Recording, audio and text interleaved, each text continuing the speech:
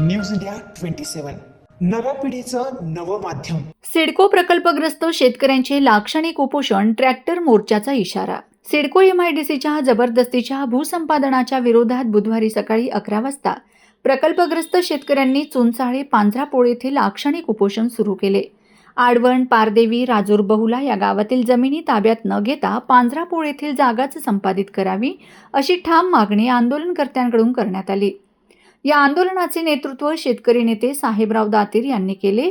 फडोळ, कोकणे, दातीर, कर्डिले, आहेर यांच्यासह सुमारे 50 ते 60 शेतकरी या उपोषणात सहभागी झाले होते। आंदोलन सुरू असताना चुनसाळे एमआयडीसी पोलिसांनी 25 ते 40 शेतकऱ्यांना ताब्यात घेतले, मात्र काही वेळातच त्यांना सोडून देण्यात आलं। शासनाला अल्टिमेटम 14 जुलै रोजी ट्रॅक्टर मोर्चा मुंबईकडे। सरकारने जर लवकरात लवकर शेतकऱ्यांच्या मागण्यांची दखल घेतली नाही तर येत्या 14 जुलै रोजी शेतकरी ट्रॅक्टर मोर्चा काढून थेट मुंबईकडे रवाना होतील, असा इशारा साहेबराव दातीर यांनी दिला।